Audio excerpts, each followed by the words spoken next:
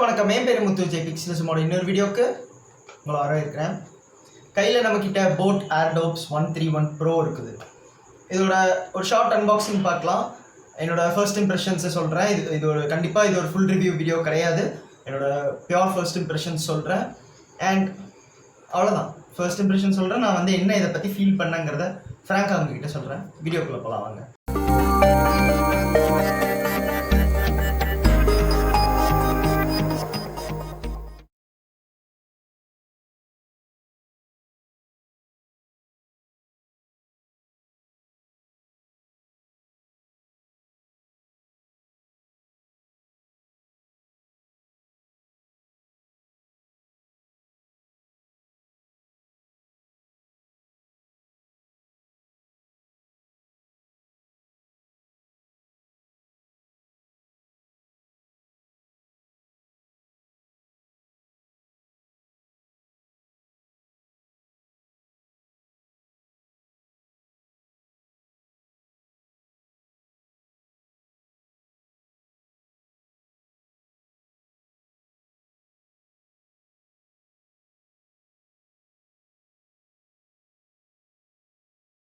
இந்த டிடபிள்யூஸோட அன்பாக்சிங் பார்த்துருப்பீங்க.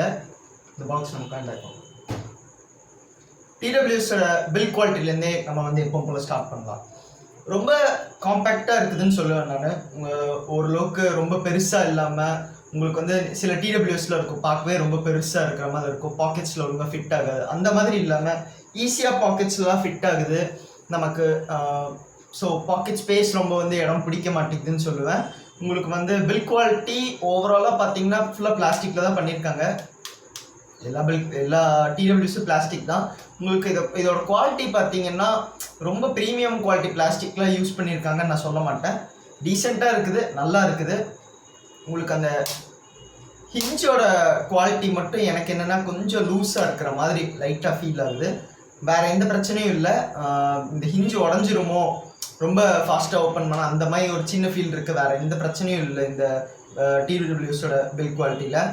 பிளேஸ்மெண்ட்ஸ்ன்னு பார்த்தீங்கன்னா உங்களுக்கு கீழே ஒரு டைப் சி போர்ட் கொடுத்துருக்காங்க, சைடில் ஒரு பட்டன் கொடுத்துருக்காங்க. இது பேர் மல்டி ஃபங்க்ஷனாலிட்டி பட்டன் சொல்லுவாங்க இந்த டிடபிள்யூஸில். உங்களுக்கு ரீசெட் பண்ணணும்னா இந்த பட்டன் யூஸ் பண்ணி ரீசெட் பண்ணிக்கலாம். முன்னாடி ஒரு எல்இடி இண்டிகேட்டர் இருக்குது, மேலே உங்களுக்கு போட் பிராண்டிங் இருக்குது. அவ்வளோதான் கைஸ். ஸோ ஓவராலாக பார்த்தீங்கன்னா காம்பேக்டாக இருக்குது. எனக்கு இந்த டிசைன் ரொம்ப பிடிச்சிருக்குது. ஏன்னா உங்களுக்கு மற்ற டிடபிள்யூஎஸ் மாதிரி இல்லாமல் இது இந்த ஏர்பாட்ஸ் டிசைன் மாதிரி இருக்கும். அதாவது உங்களுக்கு டிடபிள்யூஎஸ் வெர்டிக்கலாக ஸ்டாண்ட் ஆகிற மாதிரி இருக்கும். நீங்கள் அதை எடுத்து உங்கள் காதில் மாட்டணும்னா மாட்டிக்கலாம். இப்போ டைரெக்டாக நம்ம இதோட மெயினான இதுக்கே போகலாம். ஆடியோ குவாலிட்டின்னு பார்த்தீங்கன்னா சிங்கிள் வேர்டில் சொல்லணுன்னா ஓகே, அபவ் ஆவரேஜ் அப்படின்னு தான் சொல்லுவேன். ஏன்னா இது நான் ஃபர்ஸ்ட் டைம் யூஸ் பண்ண உடனே நான் OnePlus Bullets wireless Z bass எடிஷன்லேருந்து வந்தேன். அது 2020 லான்ச் ஆன ஒரு நெக் பேண்ட். அதுலேருந்து இதுக்கு ஸ்விட்ச் ஆன உடனே நான் ஃபஸ்ட்டு நோட்டீஸ் பண்ண விஷயம் அந்த பேஸ் மிஸ் பண்ணது தான்.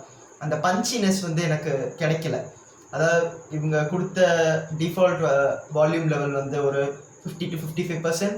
அந்த லெவலில் எனக்கு அந்த பஞ்சினஸ் கிடைக்கல. எனக்கு என்னடா ஒரு மாதிரி ஃப்ளாட்டாக இருக்கிற மாதிரி சவுண்ட் சிக்னேச்சர் இருக்கேன்னு யோசித்தேன். தென் சவுண்ட் இன்க்ரீஸ் பண்ணால் எனக்கு கொஞ்சம் அந்த பஞ்சியர் வால்யூம் கிடைச்ச மாதிரி ஒரு ஃபீல். நம்ம போக போக அது பழகிடும். அது உங்களுக்கு இந்த மாதிரி ஹெட்ஃபோன்ஸ்லேருந்து பேஸ் எடிஷன் ஹெட்ஃபோன்ஸ்லேருந்து நார்மல் இதுக்கு வந்தீங்கன்னா உங்களுக்கு அந்த இது தெரியும். மற்றபடி ஆடியோ குவாலிட்டியில் மற்ற எதுவுமே பிரச்சனை இல்லை. உங்களுக்கு லோஸ் இன்னும் கொஞ்சம் நல்லா பண்ணியிருக்கலாமோன்னு தோணுது.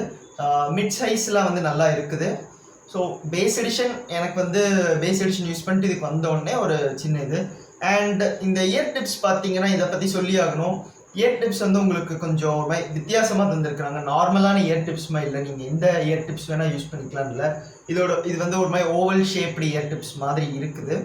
ஸோ உங்களுக்கு இதை மிஸ் பண்ணிங்கன்னா நீங்கள் அவங்க கொடுத்தது தான் வேறு சைஸ் யூஸ் பண்ணணும், இல்லைன்னா என்ன நிலவரங்கிறது தெரியல. உங்களுக்கு இயர்பட்ஸ்லேயே நிறைய இடத்துல மைக் கொடுத்துருக்குறாங்க. உங்களுக்கு இந்த சார்ஜிங் பின் பாயிண்ட் இடத்துல மைக் கொடுத்துருக்குறாங்க.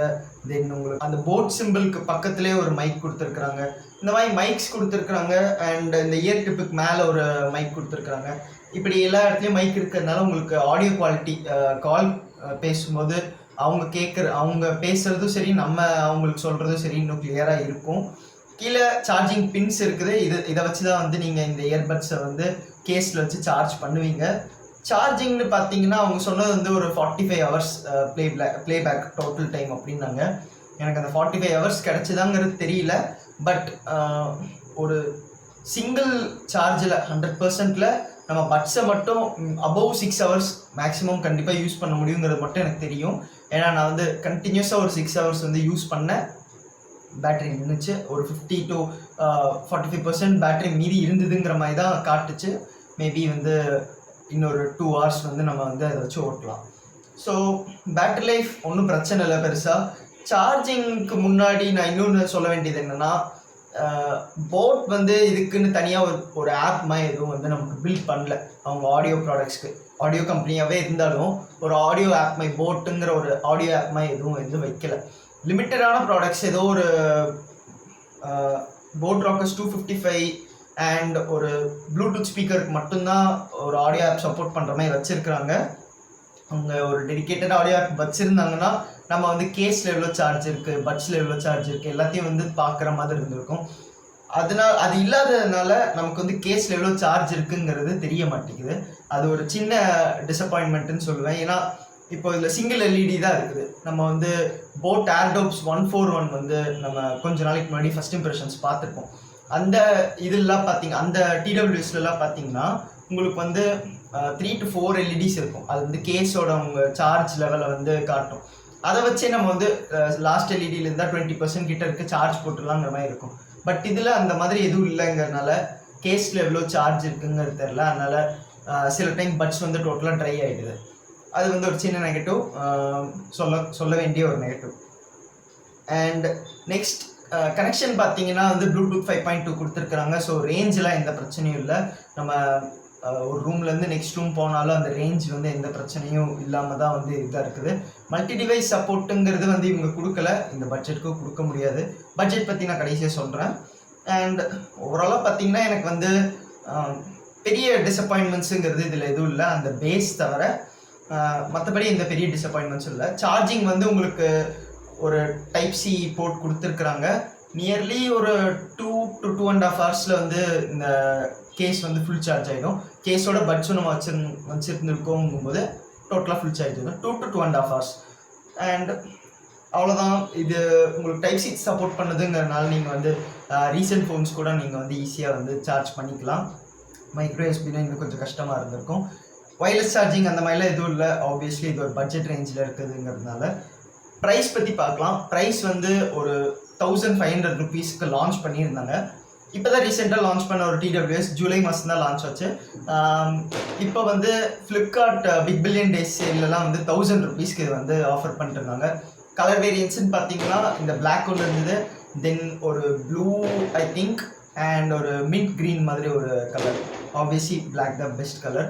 உங்களுக்கு ஒயிட் இருந்தால் நான் ஒயிட் வந்து சஜஸ்ட் பண்ணியிருக்கலாம். பட் பிளாக் தான் கிளாசிக்காக இருக்குது. மற்ற எதுவும் வந்து ஷோ ஆஃப் கலர்ஸ் மாதிரி தான் இருக்குது, கிளாசிக் கலர்ஸ் மாதிரி எதுவும் இல்லை.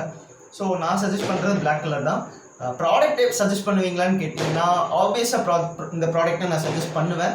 யாருக்குன்னு கேட்டிங்கன்னா ஒரு 1500க்குள்ளே பட்ஜெட் வச்சுட்டு ஒரு டிடபிள்யூஎஸ் பார்க்குறீங்கன்னா பெரிய ஆடியோ ஃபைலாக இல்லை, நீங்கள் பேஸ் வந்து உங்களுக்கு பிரச்சனை இல்லை, மற்றபடி எல்லாமே நீட்டாக இருக்கணும் அப்படின்னு பார்த்தீங்கன்னா இந்த டிடபிள்யூஎஸ் ஒரு பெஸ்ட் பை தான். இதுதான் என்னோடய ஃபர்ஸ்ட் இம்ப்ரெஷன்ஸ். கண்டிப்பாக ரிவ்யூ இல்லை. ரிவ்யூனா வந்து நான் உங்களுக்கு வந்து என்னோட இன்னும் ஃபுல் எக்ஸ்பீரியன்ஸ் எப்படிங்கிறத நான் வந்து உங்களுக்கு ஷேர் பண்ணுவேன். இந்த ப்ராடக்டோட ரிவ்யூ வந்து என்னால் கொடுக்க முடிஞ்சா. அவ்வளோதான் கைஸ் இந்த சின்ன வீடியோ பற்றி என்ன நினைக்கிறீங்களோ கீழே கமெண்ட்ஸில் சொல்லுங்கள். இந்த வீடியோ பிடிச்சிருந்தா லைக், பிடிக்கலன்னா டிஸ்லைக், மறக்காம சப்ஸ்கிரைப் டு பிக்சல்ஸ்.